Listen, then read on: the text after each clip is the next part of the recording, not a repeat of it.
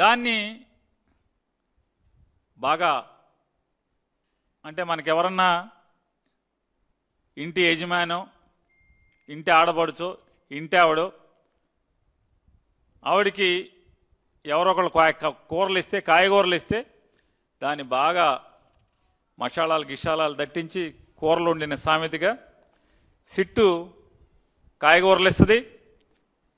ఈనాడు, Andhra Jyothi, TV5 ఇంకా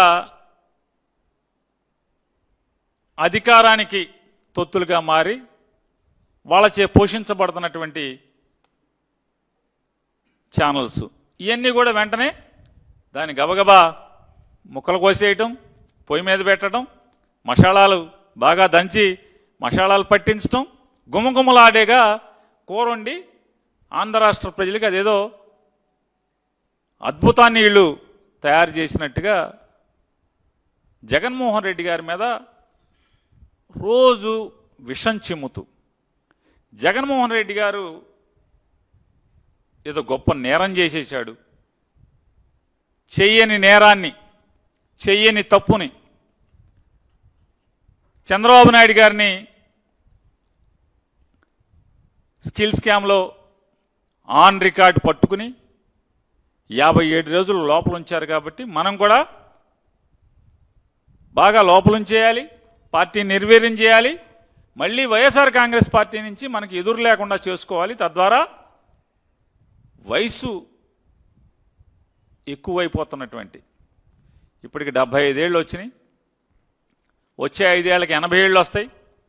కొడుక్కి జగన్మోహన్ రెడ్డి గారి చేత అడ్డంకి లేకుండా మిగతా వాళ్ళకైతే ఏదో ప్యాకేజీ మాట్లాడుకోవచ్చు, కానీ జగన్తో అది కుదరదు. కాబట్టి ఏదో రకంగా అడ్డంకి లేకుండా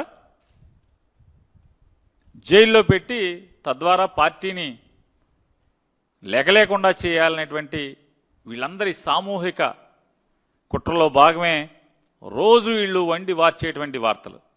దానిలో భాగంగానే ఇవాళ సిట్లో ఇన్ఫర్మేషన్ ఇస్తారు. ఎవరో వరుణో సందేశో లేకపోతే అగ్నో పేరు మీద ఆయన పట్టుకున్నాం, ఆడు పలానా చోట సమాచారం ఇచ్చాడు, వెళ్ళాం, 11 కోట్లు పట్టుకున్నాం. ఆ 11 కోట్లు జగన్మోహన్ రెడ్డి డబ్బులు ఇవన్నీ కూడా ఇది లిక్కర్ స్కామ్లో డబ్బులే చెప్పేటువంటి వార్త వెంటనే వండేస్తారు. మొత్తం అంతా కూడా వండేసి పొద్దు నుంచి అడావుడిగా చెప్తారు. అసలు నేను ఈ రాష్ట్ర ప్రజలను కూడా ఒక్కసారి ఆలోచన చేయండి. వీళ్ళ పచ్చ మీడియా ఏ రకంగా జగన్మోహన్ రెడ్డి గారి మీద రోజు వార్తల్ని అంటే తప్పుడు వార్తల్ని ఏ రకంగా వండి వారుస్తున్నారు.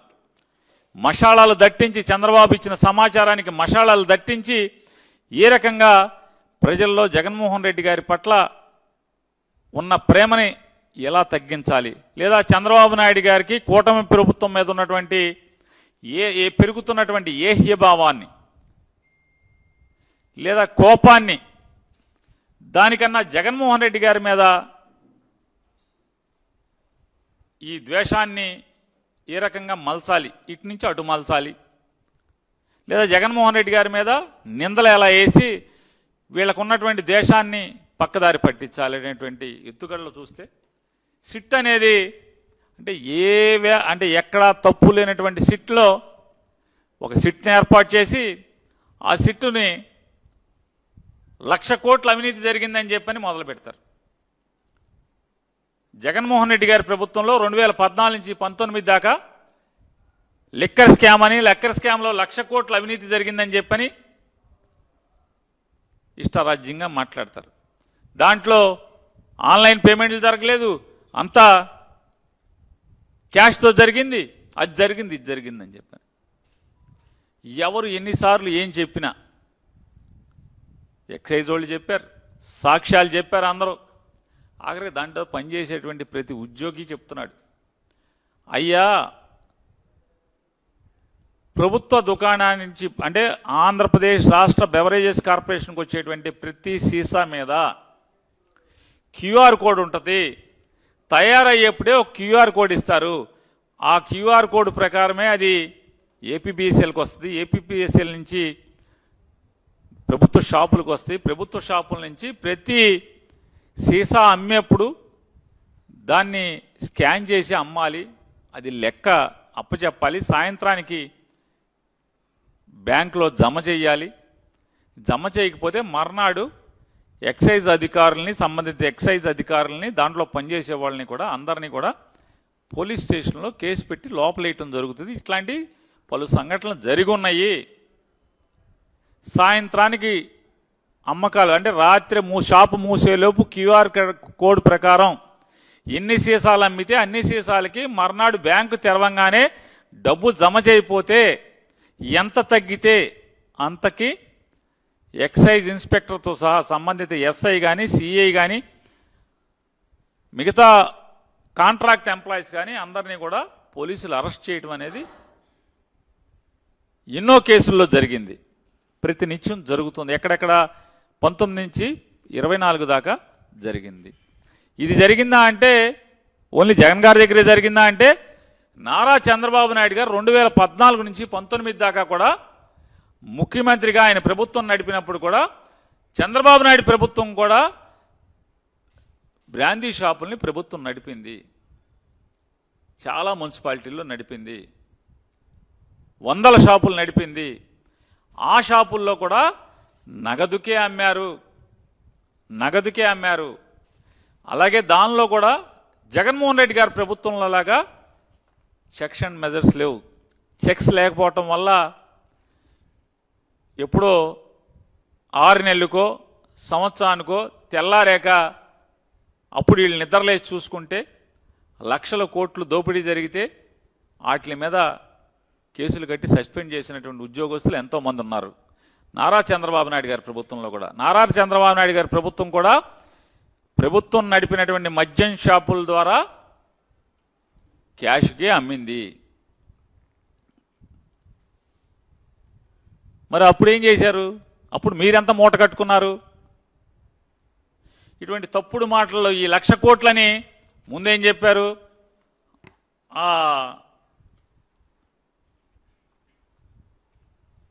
వాసుదేవ్ రెడ్డి కీలకం అని చెప్పి మాట్లాడారు. ఇవాళ ఇవాళ ఈ 11 కోట్లు ఏం చెప్తారంటే మొత్తం వార్తలు ఇస్తున్నారు. 12 డబ్బాల్లో 12 అట్టపెట్టెల్లో 11 కోట్ల నగదు దొరికింది. ఆ నగదు 2004 జూన్లో దాచుకున్నాడంట రాజకేశిరెడ్డి. 2004 జూన్లో అట్టపెట్టెల్లో పెట్టి దాచుకున్నాడంట. 12 అట్టపెట్టెల్లో 11 కోట్లు అక్కడ దాచుకున్నాడంట. ఇప్పుడు వీళ్ళు వెళ్ళి పట్టుకున్నారంట. రాజకేశిరెడ్డిని అరెస్ట్ చేసి అన్నాళ్ళేంది 100 రోజులు అయిపోయినట్టుంది. 100 రోజుల క్రితం రాజకేశిరెడ్డిని అరెస్ట్ చేసినప్పుడు ఏం చెప్పారు?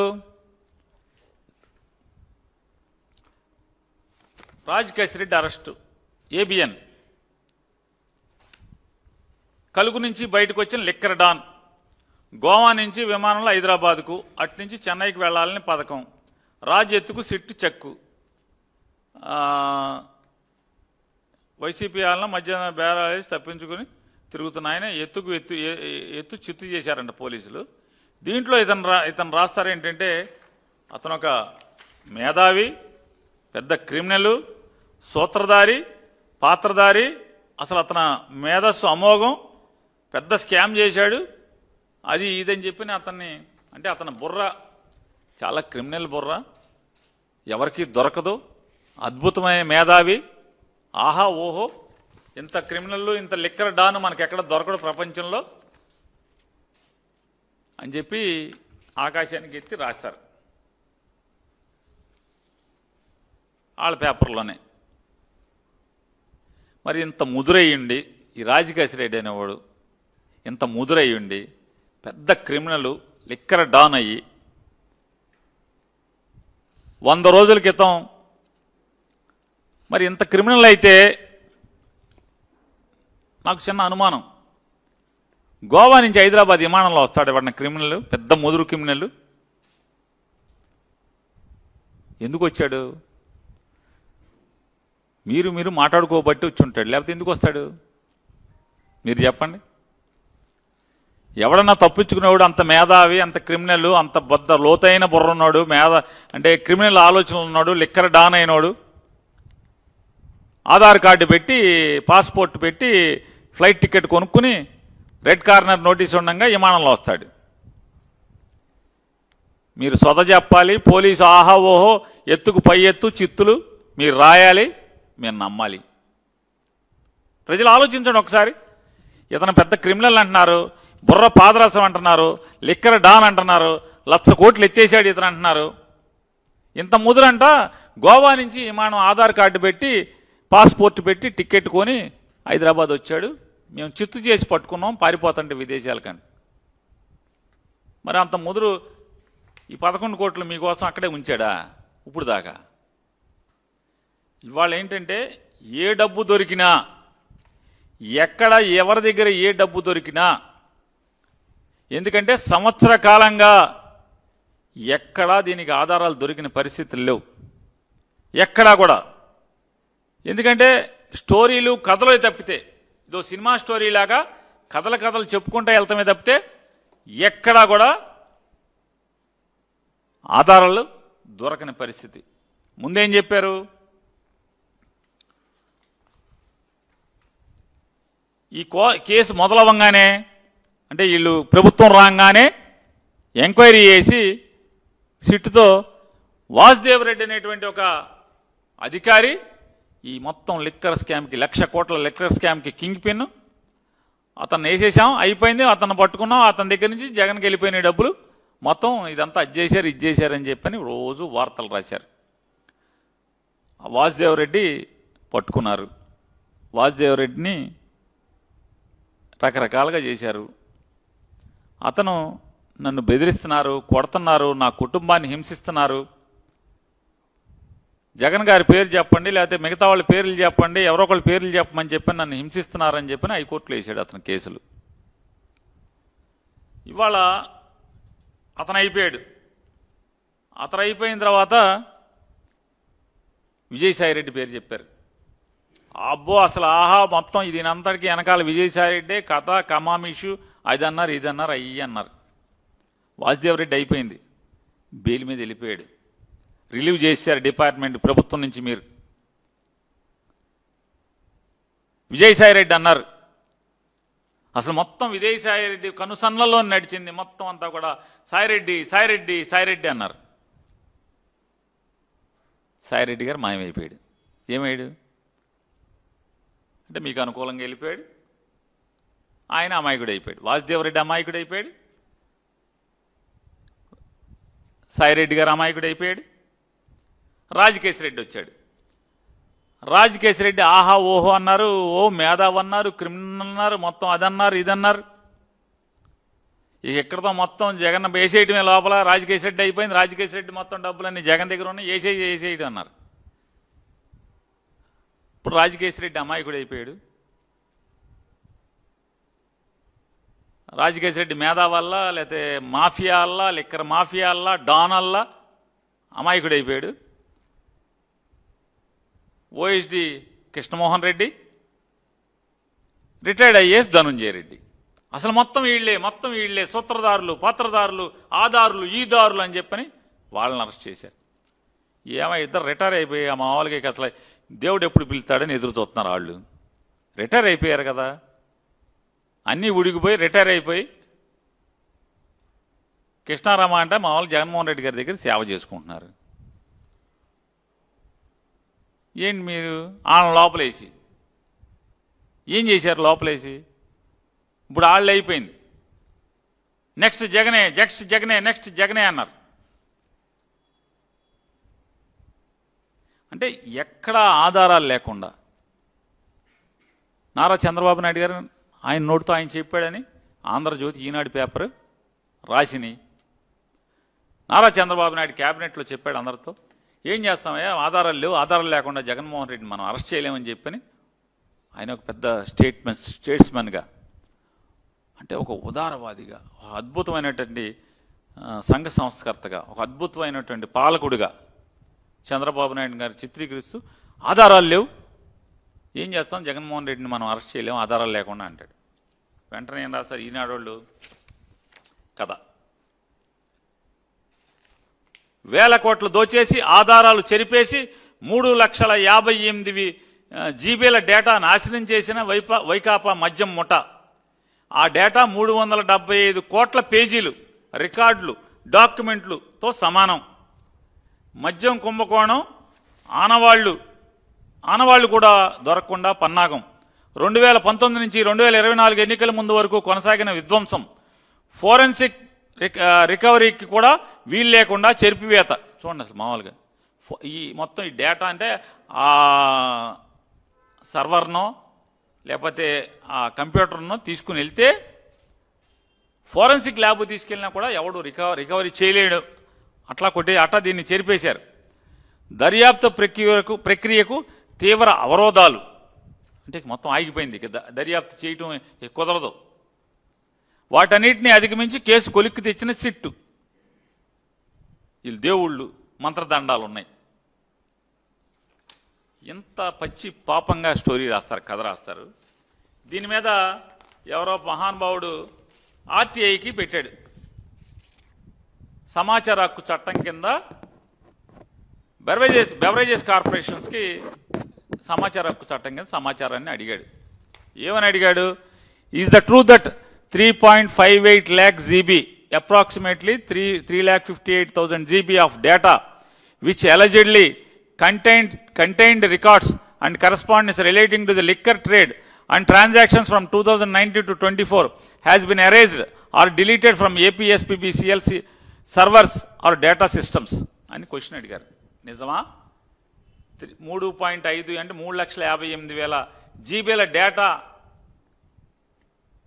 డిలీట్ చేశారా, ఎరేజ్ చేశారా? ఈ మాట నిజమేనా అని చెప్పంటే నో. ఆయన ఇచ్చిన సమాధానం no, there is no evidence or record to suggest that 3.58 lakh GB of data or any such volume of data containing liquor trade and transactions records from 2019 to 24 has been erased or deleted from the servers or data systems of the Andhra Pradesh State Beverages Corporation Limited. అసలు అటువంటిది ఏమీ లేదు, ఏమీ erase అవ్వలేదు. అటువంటి తన కూడా బూతు అని చెప్పని వాళ్ళు ఇస్తారు. ఏమండి? రామోజీరావు ఏమని రాస్తాడు? రాజ్యపత్రిక. చంద్రబాబు నాయుడు గారు చెప్పంగానే ఇది రాస్తాడు. వాళ్ళేమో ఇలా చెప్తారు. అంటే ఎన్ని ఈ పాపం మూట కట్టుకుంటారు చూడండి. అసలు వీళ్ళు ఎంత పాపం మూట కట్టుకోవటం చూడండి. ఏం చేయాలి వీళ్ళని అసలు? అది అయిపోయింది. అది అయిపోయాక ఈ ముసలోళ్ళు ఇద్దరిని లోపలేశారు 100 రోజుల నుంచి. ఈ ముసలోళ్ళు అయిపోయిన తర్వాత చెవిరెడ్డి అన్నారు. బాలాజీ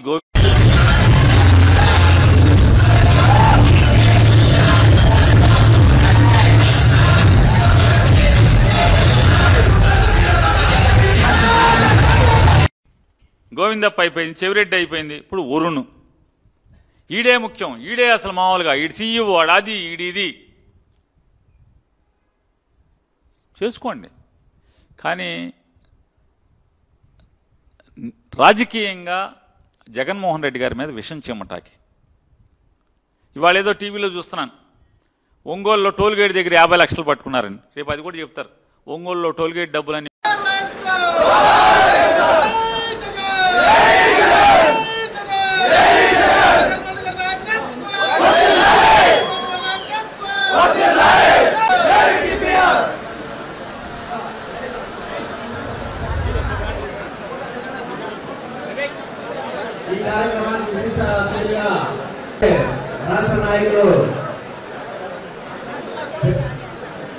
ముసలోళ్ళు ఈ గోవిందప్ప కానీ మా ఓఎస్డి గారు కానీ లేదా ధనంజయ రెడ్డి గారు కానీ వీళ్ళ వయసు అయిపోయిన వాళ్ళు, వీళ్ళకి మామూలుగా ఈ కేసుతో సంబంధం లేదు. కోర్టు బెయిల్ ఇచ్చేస్తుంది. వీళ్ళ దగ్గర పోలీసుల దగ్గర సిట్ దగ్గర ఏమీ సరుకు లేదు. అంటే బెయిల్ వచ్చేస్తుంది కాబట్టి మళ్ళీ కొత్తగా ఏదో ఒకటి సృష్టించాలి. కథ సృష్టిస్తాం. ఇక 11 కోట్లు ఎవడో పరమాత్ముడికి చేయాలి. ఆ బిల్డింగ్ ఓనర్ ముందేమో ఆవిడెవరిదో పేరు మీద ఉందన్నారు. అదేదో హాస్పిటల్ ఒకటిది అన్నారు, అదేదో కాలేజీలో ఒకటిది అన్నారు, ఇప్పుడేమో అద్దెకు తీసుకుంటున్నాడు అన్నారు. మీ ఇష్టం వచ్చిన కథలు సృష్టించండి. అంటే ఏదో రకంగా తప్పుడు సాక్ష్యాలు సృష్టించాలి, బురదయ్యాలి, జైల్లో మగ్గదీయాలి.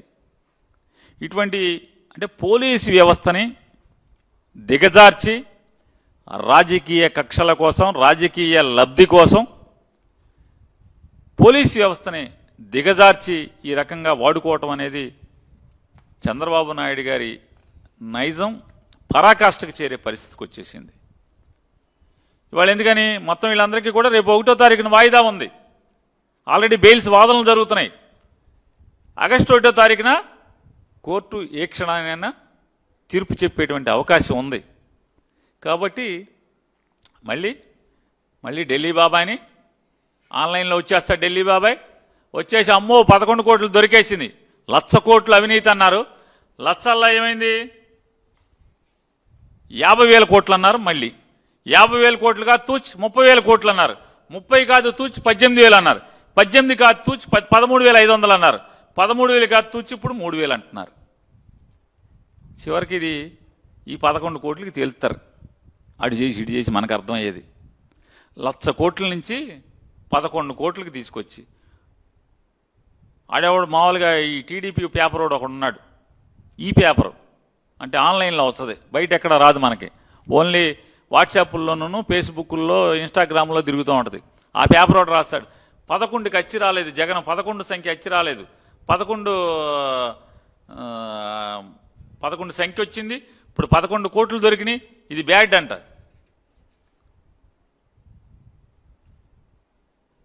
అంటే మీరే ఈ ప్రాస కోసం, వీటి కోసం ఇప్పుడు డబ్బాలేమో 12 ఉన్నాయంట. మరి కోటికో డబ్బా ఉండాలి కదా, 11 కోట్లే ఉన్నాయంట. ఎవడెత్తేసారు రా మిగతాయి? ఎవడెత్తేసారు? డబ్బాలు 12, కోట్లు 11. ఈ టీడీపీ మీడియాలో జగన్కి అచ్చి రాలేదు 11, మళ్ళీ 11తో లోపలికి వెళ్ళిపోతాడు. ఏం కర్మరా మీకు అసలు దేవుడు సిగ్గు కూడా పెట్టలేదు. అరే నిన్న 1,00,000 అన్నాం కదా ఒక సంవత్సరం క్రితం, మళ్ళీ ఒక 3 నెలలు పోయాక 50,000 కోట్లు తినేశాడు జగన్ లిక్కర్లో అన్నాం కదా. మళ్ళీ ఇంకొక నెల పోయిన తర్వాత కాదు 18,000 కోట్లు అన్నాం కదా. వీళ్ళే రాశారు మొత్తం అంతా కూడా, ఈనాడు, జ్యోతి, వీళ్ళే మొత్తం అంతా. ఆ 18 మళ్ళీ ఓ 4 నెలల క్రితం, 3 నెలల క్రితం 13,500 అన్నారు. 13,500 3,000కి వచ్చింది. ఇప్పుడు ఆ 3,000 రేపు ఫైనల్ ఛార్జ్ షీట్కి వేస్తారో వేయరో మనకు తెలీదు. ఎలక్షన్ దాకా ఫైనల్ ఛార్జ్ షీట్ వేస్తారో లేదో కూడా తెలియదు. తుమ్మేడైనా ఈ 1,00,000 కోట్లు 3,000 కోట్లలో రేపు 11 కోట్లకి ఈ డబ్బుని 11 కోట్లకి సరిపెడతారు. ఎవరు డబ్బులు? ఆ కాలేజీ అయిన డబ్బులా? హాస్పిటల్లో డబ్బులా? ఎవరు డబ్బులు? ఆ ఓనర్లు వస్తున్నారా కేసులోకి? ఆ గెస్ట్ హౌస్ ఓనర్లు కేసులోకి వస్తారా? అందుకో కేసులోకి రాకుండా ఉండటం కోసం అద్దెకి తీసుకున్నాడు రాజకేశ్ రెడ్డి. మీరు చెప్పేంత లిక్కర్ డాను కింగు అరెస్ట్ అయిన ఇన్నాళ్ళకు కూడా 100 రోజులకు కూడా లేదే 11 కోట్లు డబ్బాలు వేసి వాళ్ళ దగ్గర పెట్టేట్టు పెడతాడా? సరే మీ పాపం దేవుడే చూస్తుంటాడు. ఇవన్నీ ఏమని కంగారే ఉంది. కానీ ఈ రకమైనటువంటి తప్పుడు వార్తలు అంటే రేపు ఎట్లా అయినా సరే ఈ లోపల ఉన్నటువంటి వృద్ధులకి జగన్మోహన్ రెడ్డి గారు వాళ్ళు చేసిన పాపం ఏంటి అంటే జగన్మోహన్ రెడ్డి గారి దగ్గర ఆఫీసులో పనిచేశారు. మరి నేను నారా చంద్రబాబు నాయుడు గారిని అడుగుతున్నా, జగన్మోహన్ రెడ్డి గారే మీకులాగా నేరం చేసినోడే అయితే, మీకులాగా మీరు చెప్పిందే నిజం అనుకుంటే వీళ్ళని ఇక్కడ ఉంచుతాడా? చుట్టూ ఉన్న వాళ్ళందరిని ఉంచుతాడా? ఈ వ్యాపారం చేయించు తను ఎవరెవరినైతే పెట్టుకుని వ్యాపారాలు చేసాడో అందరినీ ఉంచుతాడా ఇండియాలో అంటున్నా? చంద్రబాబు నాయుడు గారు మనం పంపించాం కదా, నారా చంద్రబాబు నాయుడు గారు శ్రీనివాస్ని అమెరికా ఎట్లా పంపించాం? అట్లా పంపించారేంటి? మీ ఒక్కడికైనా తెలివితేటలు టికెట్లు కొనేవాడు మీ ఒక్కడి దగ్గర ఉంటాడా? ఏ చంద్రబాబు నాయుడు గారు స్కిల్ స్కామ్లో కాదు, మీకు ఇన్కమ్ ట్యాక్స్ వాడు ప్రెస్ రిలీజ్ ఇది. మోడీ గారి ప్రభుత్వం ఆధ్వర్యంలో నడుస్తున్నటువంటి income tax department press release ఇచ్చింది. ఎన్నో తారీఖు? New Delhi 15th February 2020. Government of India, ministry of finance, department of revenue, central board of direct taxes searches. వాళ్ళు ఎక్కడో సోదాలు చేస్తే searches conducted by income tax department led to detection of unaccounted income of more than 2000 crores. 2000 కోట్ల రూపాయల ఆదాయ లెక్కలు చూపనటువంటి డబ్బు అక్కడ దొరికిందని. Income tax department came out search and seizure action on 6th February 2020 at Hyderabad, Vijayawada, Kadapa, Visakhapatnam, Delhi and Pune. More than 40 premises were covered. Search operation was also carried out on close associates, including ex-personal secretary of a prominent person, on incriminating evidence seized.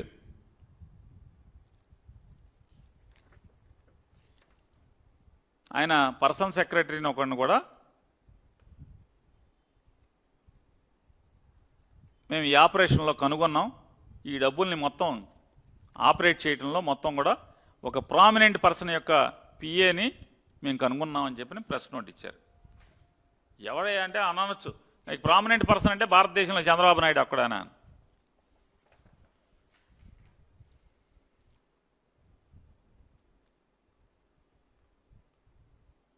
ఇదేమో 13 February 2020 కదా, 2020లో ఈ prominent person ఇక్కడ వచ్చేసాడు. Dated 28/9/2022 income tax notice ఇచ్చింది చంద్రబాబు నాయుడు గారికి. Government of India, ministry of finance, income tax department, office of the principal commissioner of income tax, PCIT, Hyderabad. Nara Chandrababu Naidu గారికి. To Nara Chandrababu Naidu, Nara, plot number 1310, road number 66, Jubilee Hills, Hyderabad, 5,34,00,000, Telangana, India. ఆయన PAN number కూడా ఉంది, బాగా చదవటం. చంద్రబాబు నాయుడు గారి పాన్ నంబర్ వేసి ఏ డేట్న డిన్ నెంబర్ కూడా ఉంది. చంద్రబాబు నాయుడు గారి డిన్ నెంబర్ కూడా ఉంది. సెక్షన్ 127 కింద ఆయనకి నోటీస్ ఇచ్చారు. ఇచ్చి ఏం చెప్పారు? అయ్యా, ఈ 2000 కోట్ల రూపాయలు మీ పిఏ ఎత్తేసి, మీ పిఏ దీంట్లో క్లియర్గా రాశారు. 5వ para, delivery of cash to Telugu Desam party mister Nara Chandrababu Naidu 5.1. Around 2016 సంవత్సరంలో MVP got in touch with mister P Srinivas, PS2, then chief minister of Andhra Pradesh Shri Chandrababu Naidu. During the course of his statement under section 132 of 4 of the Income Tax Department 1961, MVP was asked to narrate the circumstances under which he got introduced. అంటే MVP point పట్టుకుంటే ఆడు మొత్తం ఈ కథ అంతా చెప్పుకొచ్చాడు. చంద్రబాబు నాయుడు నాకు శ్రీనివాస్ అని వాళ్ళ పిఏన అప్పచెప్పాడు. ఏమన్నా నాకు రావాల్సిన చిల్లరంతా కూడా వీడికి ఇచ్చేయండి అని చెప్పారు. మేము ఇచ్చేసాము అని చెప్పి మొత్తం ఇదిగో నోటీసు. మరి ఆ చంద్రబాబు నాయుడు గారి పిఏ శ్రీనివాస్ అమెరికా ఎందుకు వెళ్ళిపోయాడు? ఎప్పుడు వెళ్ళాడు? మళ్ళీ నారా చంద్రబాబు నాయుడు మోడీ కలిసి ప్రభుత్వం ఏర్పాటు చేసిన తర్వాత చల్లగా అమెరికా నుంచి దిగాడు. ఏం చేయాలి? ప్రభుత్వ ముందస్తు అనుమతి లేకుండా, ప్రభుత్వ పర్మిషన్ లేకుండా ఏ ప్రభుత్వ ఉద్యోగైనా విదేశాలకు చెక్కేస్తే ఎంక్వైరీ చేస్తారా, చేయరా? ఏం చేశారు? అతను కాగితం పెట్టుకున్నాడు. మీరు సీఎం అవ్వగానే వచ్చి వెంటనే అతను సస్పెన్షన్ రివోక్ చేశారు. ఎంక్వైరీ లేదు, ఉద్యోగం ఇచ్చేశారు. ఎందుకు ఇస్తారు? మీకు మూటలు మోసాడు కాబట్టి, ఆధారాలతో సహా. మేము ఇవాళ ఇది ఆంధ్రప్రదేశ్ జగన్మోహన్ రెడ్డి గారి ప్రభుత్వం కాదు, ఇది మీ మోడీ ప్రభుత్వం. మీ ఇద్దరూ కలిసి ఏర్పాటు చేసుకున్నటువంటి మోడీ ప్రభుత్వం. మోడీ ప్రభుత్వంలో ఈ ఆన్ రికార్డులో ఉన్నాయి ఇవన్నీ కూడా. మరి చంద్రబాబు నాయుడు గారు లాగానే నిజంగా దొరికి అట వాళ్ళ పిఏని పంపించేస్తే, నిజంగా మేము కనుక చేసి ఉంటే వీళ్ళందరూ ఎందుకుంటారంటున్నా? రాజకేశ్వర రెడ్డి ఇండియాలో ఎందుకుంటాడు, గోవాలో ఎందుకుంటాడు? మేము ఆ పాపమే చేసి ఉంటే మా ఓఎస్డీ గారు ఇక్కడే ఎందుకు ఇంగ్లీష్కి మనతో ఇక్కడే ఎందుకు తిరుగుతాడు? ధనంజయ రెడ్డి గారు ఇక్కడే ఎందుకుంటాడు? గోవిందప్ప ఎందుకు ఎందుకుంటాడు? నిజంగా మాతోనే కొల్యుడే మాతో చేసి ఉంటే కనుక ఆడిటర్ గోవిందప్ప ఎందుకుంటాడు? వీళ్ళందరూ నీ రాష్ట్ర ప్రభుత్వం నీ సిట్టు ఎల్లలేని దేశాల్లోకి నువ్వు ఒక్కడైనా పంపగలిగే పోటుగాడివి. చంద్రబాబు నాయుడు గారు మేము పంపలేమా అంటున్నా? పంపడానికి మనుషులు ఉండరా? టికెట్లు తీయడానికి మనుషులు ఉండరా? జగన్మోహన్ రెడ్డి గారు ఏ పాపము చేయలేదు కాబట్టే దమ్ముగా ధైర్యంగా ఎవడికి అరే మీరు పారిపోండిరా, ఇదిగో టికెట్లు వేస్తున్నాడు పలానాడు వెంకయ్య పుల్లయ్య టికెట్ వేస్తాడు మీరు దొబ్బేయండి రా అని చెప్పలా. ఫేస్ చేస్తాను నేను, నాకేంటి ఏదైతే నేను పాపం చేయలేదు, నేను తప్పు చేయలేదు, ఏం జరుగుద్ది ఫేస్ చేస్తానని దమ్ముగా ఉన్నాడు. హైదరాబాద్ బెంగళూరు వెళ్ళిపోయాడు.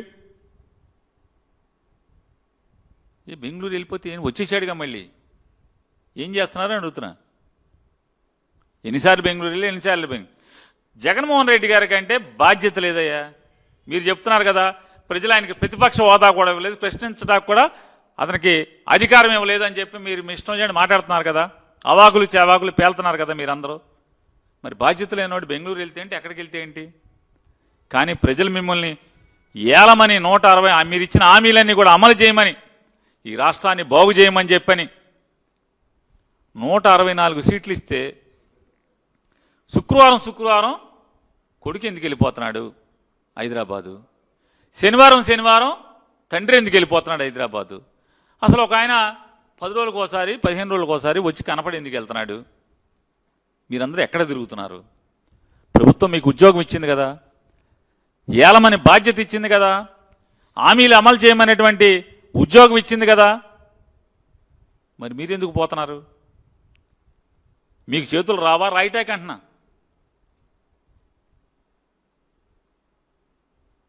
వారం రాలేదు పారిపోయాడు అన్నారు, మళ్ళీ వచ్చాడుగా, ఆయన చెప్పాడుగా వెయిటింగ్ అని, నేను ఇక్కడే ఉన్నా తాడేపల్లిలో, మీ ఇష్టం అన్నాడు కదా. ఎంతసేపు జగన్మోహన్ రెడ్డి గారి మీద విషం చెమ్మటం ఏ ఆధారాలు లేకుండానే. నారా చంద్రబాబు నాయుడు గారి చరిత్ర తీసుకుంటాం, ఈ చరిత్ర అంతా ఏంటి? పాపాల పుట్ట కదా చంద్రబాబు నాయుడు గారు. 2010లోనో 2011లోనో 393 అనే కారు అనంతపురం జిల్లా కొడికొండ చెక్ పోస్ట్ దగ్గర యాదాలాపంగా పోలీసులు చెక్ చేస్తే 7 కోట్ల రూపాయలు 393 కారులో డబ్బు దొరికితే, ఆ దొరికినోడు వెంటనే టీవీ ఛానల్స్ అందరినీ పిలిస్తే, ఆ టీవీ ఛానల్స్ ఇప్పుడు మావాడు చెవిరెడ్డి భాస్కర్ రెడ్డి గారు జైలు నుంచి కోర్టు నుంచి జైలుకి తీసుకెళ్ళేప్పుడు గట్టిగా మాట్లాడుతున్నాడు కదా మీడియాతో. అట్టా ఏం మాట్లాడాడు అతను? బాబు ఈ కారు నాది కాదు, ఈ డబ్బు నాది కాదు, నారా చంద్రబాబు నాయుడు అని మాట్లాడా మాట్లాడలేదా? వీడియోలు ఉన్నాయి కదా, మీ ఛానల్స్లో కూడా ఉన్నాయి కదా. ఏరా మరి ఆ డబ్బు ఎక్కడిది? క్యాష్ ఎట్ట దొరికింది? కర్ణాటక నుంచి ఓస్పేట నుంచి ఆ డబ్బులు ఏపీకి తెస్తున్నామని చెప్పాడు కదా ఆ పట్టుబడినోడు. కారు మీదే అని చెప్పాడుగా, నేను చంద్రబాబు మనిషిని అని చెప్పాడు కదా, మీడియాకి చెప్పాడు, పోలీసుకి కాదు చెప్పింది. లేకపోతే మీకులాగే వాళ్ళ రాయకుండానే సంతకం పెట్టకుండానే దొంగ 161 స్టేట్మెంట్లు కాదు కదా అయ్యి, డైరెక్ట్గా లైవ్లో మీడియాకి చెప్పాడు కదా. అవి మర్చిపోయారా? ఈ పాపాలు ఒంటి నిండా మచ్చలు మీకు, అవినీతి మరకలు మీకు. రాజధాని నిర్మాణం పేరిట అక్కడ ఇన్కమ్ ట్యాక్స్ నోటీసులు చూశాం కదా, ఈ 2000 కోట్లు. మరి మీరే కింగ్ పిన్ను అన్నీ మీరే కదా. మరి అట్టాగే you don't bother, my people will my people briefed me, you go head, you vote, I will take care, ఇవన్నీ మనయే కదా. ఆ చిల్లరా మందే, ఆ సొమ్ము మందే, ఆ మాటలు మనయే కదా. మరి చెప్పేయన్నీ శ్రీరంగ నీతులు కదా అంటున్నా. వందల కొద్ది ఈ పాపపు సొమ్ముతో ఆల్రెడీ ఇప్పటికే నారా చంద్రబాబు నాయుడు గారు లిక్కర్ కేసులో బెయిల్ మీద నాకు ఆరోగ్యం చెడిపోయింది, వయసు అయిపోయింది, నేను వైద్యం చేయించుకోవాలి లేకపోతే బతకటం కష్టం అని చెప్పని బెయిల్స్ తెచ్చుకుని ఇవాళ ఎలా మాట్లాడుతున్నారు అలా మాట్లాడుతున్నారు. ఒక్కసారి మీ కేసుల చిట్టా, మీరు ఎన్ని కేసుల్లో బయట బెయిల్ మీద తిరుగుతున్నారో చరిత్ర చూస్తే ఆ కేసులేంటి, కేసుల ఆధారాలు ఏంటి? ఇవాళలాగా దొంగ సాక్ష్యాలు కాదు కదా మీ కేసుల్లో ఉన్నాయని కూడా పర్ఫెక్ట్గా బ్లాక్ అండ్ వైట్లో అన్నిటి మీద మీ సంతకాలతో కూడినటువంటి సాక్ష్యాలు కదా. జగన్ గారి సంతకం లేదు, జగన్ గారి పాత్ర లేదు, ఎవరికి సంబంధం లేదు, ఎక్కడ తప్పు జరిగినట్టుగా ఒక్క ఆధారం లేదు.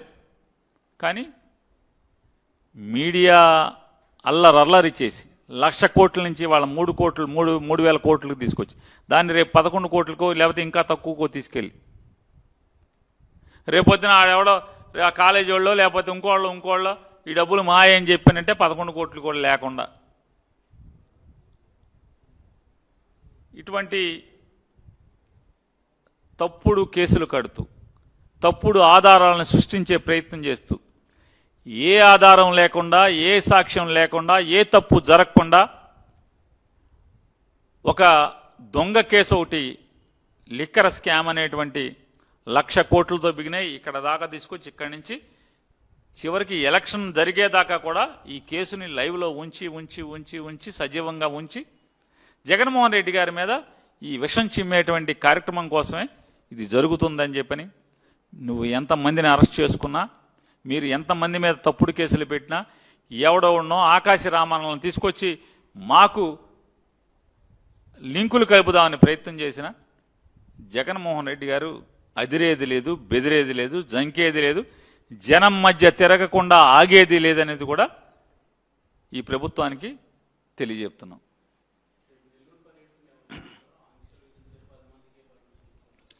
జగన్మోహన్ రెడ్డి గారి యొక్క నెల్లూరు ప్రభుత్వం మీద ఆంక్షలు విధిస్తున్నారు కదా, ఎంత అంటే దుర్మార్గం అంటే పవన్ కళ్యాణ్ గారు, లోకేష్ గారు, నారా చంద్రబాబు నాయుడు గారు వీళ్ళు మాత్రం ముగ్గురు కలిసి రాష్ట్రం అంతా కలిగి తిరుగుతారు. ఆఖరికి శ్రీమతి నారా చంద్రబాబు నాయుడు గారు కూడా చెక్కులుచుకు తిరుగుతారు. ఎందుకని? చంద్రబాబు నాయుడు గారిని అరెస్ట్ చేయగానే ఆ బాధతో చచ్చిపోయారంట మనుషులు. ఆ చచ్చిపోయిన వాళ్ళ కుటుంబాలకి చెక్కులు ఇస్తే ఆవిడ తిరుగుతారు. ఎక్కడ మాట్లాడకూడదు, ఆవిడ ఎన్ని కార్లు వేసుకెళ్ళినా మాట్లాడకూడదు, ఆవిడ ఎంతమందిని పోగేసి పెట్టినా మాట్లాడకూడదు. పవన్ కళ్యాణ్ గారు రైతులు చనిపోయారు అంటే వాస్తవంగా రైతు ఆత్మహత్యలు కాదు అది అని చెప్పని పోలీసు డిసైడ్ చేసినా కూడా ఇతను మాత్రం సమాచారం తెచ్చుకుంటాడు, ఎక్కడి నుంచో తెలీదు, బహుశా కేంద్ర నిఘా వర్గాల నుంచి అయి ఉంటుంది. కేంద్ర నిఘా వర్గాల నుంచి తీసుకొచ్చి నేను 5 కోట్లు నా కష్టార్జితం, నా రక్తాన్ని చెమటగా మార్చి ఆ చెమటని బొట్టు సీసాల్లో పట్టి తద్వారా 5 కోట్లు పోగేసి ఆ 5 కోట్లతో నేను ఏం చేస్తాం? మామూలుగా మేము కూడా అనలేమా? చెక్కు పిలిస్తే తీసుకెళ్ళి ఇవ్వయా, పలకరించి చచ్చిపోయిన వాళ్ళకు ఉంటే వాళ్ళని ఇంటికి వెళ్ళి ఓదార్చి ఇంటికాడ చెక్కు ఇవ్వమని మేము కూడా చెప్పొచ్చు. కానీ ఏదో ప్లేనరీ సభలాగా జిల్లాకు పెద్ద సభ పెట్టి దానికి ఒక 10,000 మందినో 5,000 మందినో పోగేయటం, దానికి పెద్ద మీటింగ్ చెప్పడం, జగన్ గారిని బూతులు తిడతాం, అంతా అయిపోయి మామూలుగా మధ్య వాళ్ళేమో పొద్దునొచ్చి కూర్చుంటారు పాపం ఆ కుటుంబాల వాళ్ళు పిల్ల జల్లతో వచ్చి కూర్చుంటే ఈయన ఎప్పుడుగో సాయంత్రం 6ంటికి వస్తాడు ఊరేగుతా కారు టాప్ ఎక్కి. అయిపోయాక రాత్రికి చెక్కిస్తాడు. సాయంత్రం మీటింగ్ అని జగన్మోహన్ తిట్టి అలిసిపోయిన తర్వాత, తిట్లన్నీ అయిపోయిన తర్వాత ఓ చెక్కిచ్చి ఫోటో దిగుతాడు. దీనికి బహిరంగ సభ పెట్టుకోవాలా, ఊరేగింపు కావాలా అని ఎప్పుడన్నా జగన్మోహన్ రెడ్డి గారు అడిగాడా? జగన్ గారి ప్రభుత్వం అడిగిందా? నారా లోకేష్ గారు ఎప్పుడన్నా 3 కార్లు వేసుకుని వెళ్ళాడా? ఎన్ని కార్లు వేసుకెళ్ళాడు? చంద్రబాబు నాయుడు గారు పలకరిస్తాకి వెళ్ళినప్పుడు, ప్రజల్లోకి వెళ్ళేప్పుడు 10 మందితో 5 మందితో కొలత వేసుకుని వెళ్ళాడా? జగన్మోహన్ రెడ్డి గారు చెప్పాడా 5గురితో వెళ్ళు 10 మందితో వెళ్ళు అని? ఎందుకు భయం అని అడుగుతున్నా. అంటే మీ మనసుకు మీకు తెలుసు, ప్రజల్లో తిరుగుబాటు మొదలైపోయింది, ప్రజలు తిరగబడుతున్నారు. ఇవాళ సహజంగా ఏమవుతుందంటే మాస్గా ప్రజలు ప్రభావితం అవుతారు. లోపల కడుపు మంట ఉంటుంది, ద్వేషం ఉంటుంది. కానీ 10 మంది కూడితే కానీ ద్వేషాన్ని బయట పెట్టుకుంటాకి రాలేడు, 11వ కింద చేరతాడు. అంటే వీళ్ళ ప్రభుత్వం మీద ఎవరికైతే కసి ఉందో, కక్ష ఉందో, వీళ్ళ మీద కోపం ఉందో, వీళ్ళని రాజకీయంగా చితగొట్టేయాలని చెప్పని కాసు కూర్చున్నారో వాళ్ళందరూ జగన్ గారు రాగానే రోడ్డు ఎక్కేస్తున్నారు. తద్వారా రాష్ట్రంలో ప్రతి చోట జనానికి ధైర్యం వచ్చేస్తుంది, మా మీద వ్యతిరేకతని వెళ్ళగక్కటాకి ధైర్యం వచ్చేస్తుంది ప్రజల్లో అనేటువంటి భయం దుడుకు తప్పితే ఏముందని అడుగుతున్నా. ఇవాళ ఏంటి అంటే నోటీస్ చూడండి, అసలు ఎంత విచిత్రం అంటే వీళ్ళ పాపం. చిన్న చిన్న వాళ్ళకి నోటీసులు అంటే బెదిరిస్తాకి. దీన్ని ఏం చేశారు? చంద్రశేఖర్ రెడ్డి గారు ఎమ్మెల్సీకి నోటీస్ ఇచ్చారు. జైలు దగ్గర 10 మంది కంటే ఎక్కువ 11వ ఎవడన్నా కనపడితే నిన్ను లోపలేస్తాం. చంద్రశేఖర్ ఆయన పోగేసుకొస్తాడా?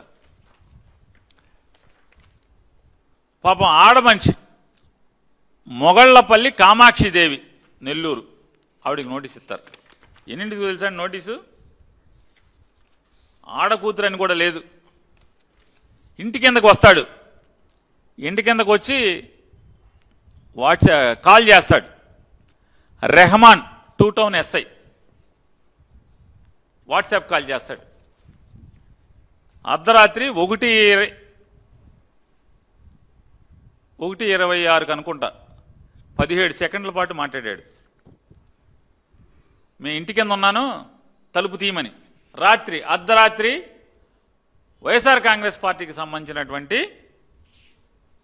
కామాక్షిదేవి, ఆవిడికి 1:26 తెల్లారుజామున 1:26 ఫోన్ చేసి తలుపు తీ, ఇంట్లోంచి బయటికి రా, నీకు నోటీస్ ఇవ్వటానికి వచ్చానని. ఏం పోయే కాలం ఇదేని అడుగుతున్నాను ఈ ప్రభుత్వానికి. పోయే కాలం కాదా ఇది? తలుపు తీస్తే నోటీస్ ఇచ్చి ఫోటో దిగుతాడు. రాత్రి 1:30 ఆడ మనిషికి, కార్పొరేటర్, ప్రజల చేత ఎన్నుకోబడినటువంటి కార్పొరేటర్.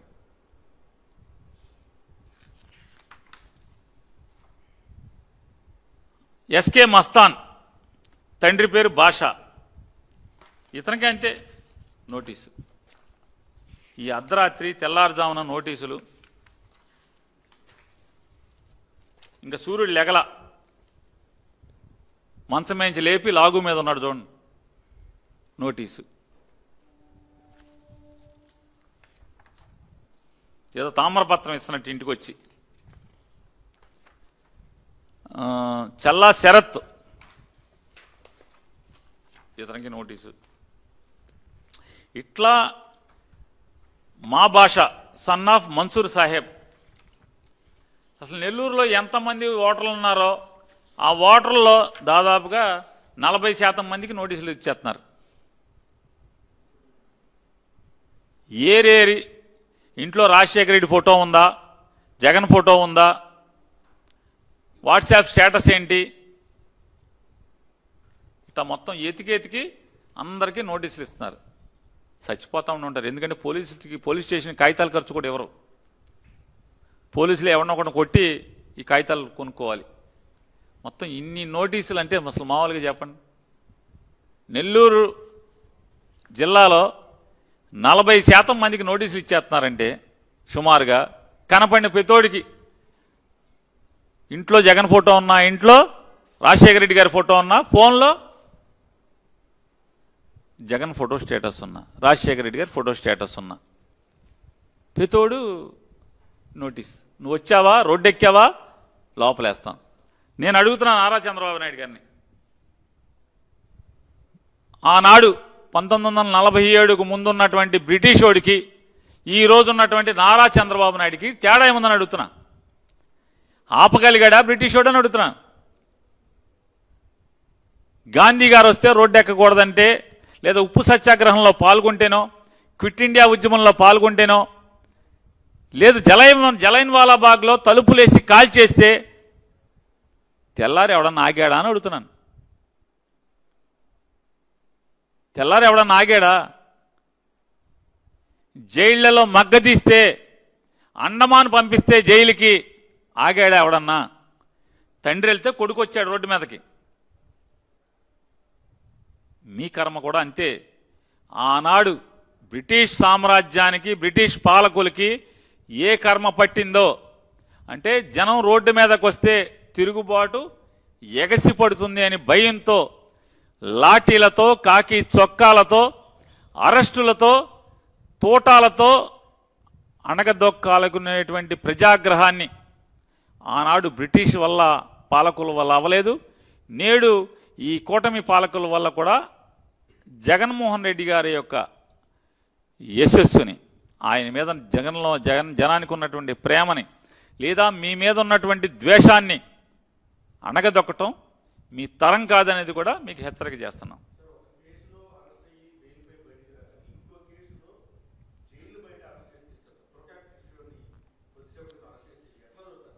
సార్, తురకా కిషోర్ అనే అతను ఒక ఒడ్డెర కులానికి సంబంధించినటువంటి అప్కమింగ్ రాజకీయ నాయకుడు. ఎదుగుతున్నటువంటి, అంటే బండరాళ్లు కొట్టి కొండల్ని పిండి చేసి తద్వారా చెమటోటి రక్తాన్ని చెమటగా మార్చి బతికేటువంటి సామాన్య కులంలో ఒకటైన ఒడ్డెర కులంలో పుట్టి రాజకీయంగా ప్రజల మన్ననలు పొందుతూ ఎదుగుతున్నటువంటి ఒక తురకా కిషోర్ అనే అతను ఒక ఒడ్డెర కులంలో అప్కమింగ్ పొలిటీషియను. అతను మున్సిపల్ చైర్మన్ అయ్యాడు. ఎవడయా అంటే విజయవాడ నుంచి ఒక ఇద్దరు ఆకురౌడీలు మాచర్లు వెళ్ళి తొడగొట్టి, మేము వచ్చాం ఎవడొస్తాడో రండి అని రెచ్చగొడితే ఏదో పరిణామాలు జరుగుతాయి. అందరూ కూర్చోరు కదా. ఎవడో ఒకడో అరం ఉంటారు తిరగబడేవాడు.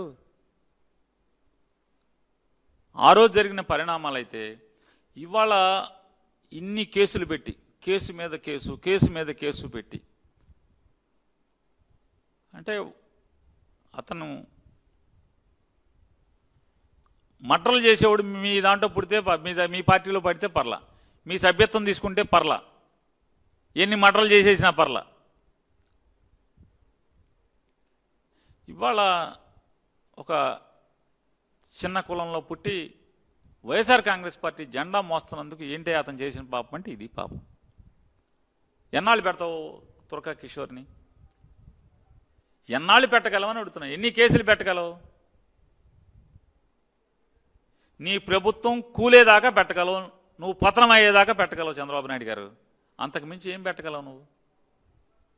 తురకా కిషోర్ లాంటి వాళ్ళు ఇప్పటికీ 206 రోజులు 8 రోజులు అయింది.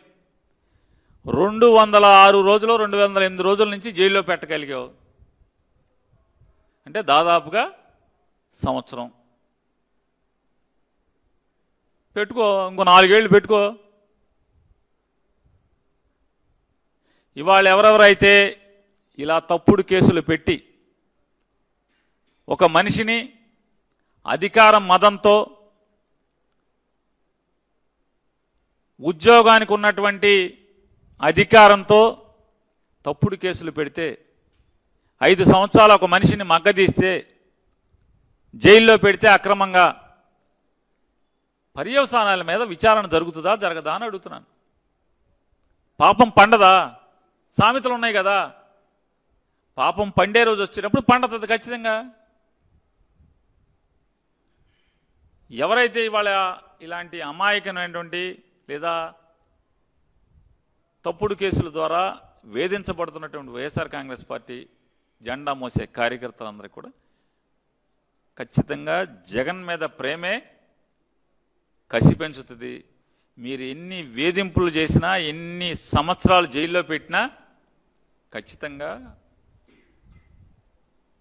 మీరు ఏదో ఒక రోజు 4 ఏళ్ళ 3 ఏళ్ళ మోడీ గారు ఎప్పుడు ఎన్నికలు పెడితే అప్పుడు మీ ప్రభుత్వం, మీ కూటమి ప్రభుత్వం కుప్పకొలటం, పతనం అవటం ఖాయం. ఆ రోజున ఖచ్చితంగా పాపం పండుతుంది. ఎవరెవరైతే ఈ పాపాలు చేశారో, పాపాలు చేసిన వాళ్ళందరూ కూడా శిక్షార్హులు అవ్వాల్సిందే, శిక్షకు అర్హులే అందరూ కూడా అనేది కూడా చెప్తూ, కిషోర్ కుటుంబానికి కూడా వైఎస్ఆర్ కాంగ్రెస్ పార్టీ అండగా ఉంటుంది. కిషోర్ లాంటి ఈ రాష్ట్రంలో ఉన్నటువంటి ప్రతి వైఎస్ఆర్ కాంగ్రెస్ పార్టీ కార్యకర్తకి వైఎస్ఆర్ కాంగ్రెస్ పార్టీ జెండా అండగా ఉంటుంది, పార్టీ అండగా ఉంటుంది. పోరాడదాం, మీరందరూ కూడా ధైర్యంగా పోరాడండి, పోరాడదాం, తిరగబడదాం. తిరగబడితే, పోరాడితే పోయేదేమీ లేదు. ఇలాంటి బానిస సంఖ్యలు తప్ప ఇలాంటి తప్పుడు ప్రభుత్వాలు కూలే వరకు పోరాడదామని కూడా వైఎస్ఆర్ కాంగ్రెస్ పార్టీ ప్రతి కార్యకర్తకి, కుటుంబానికి చెప్తున్నాం.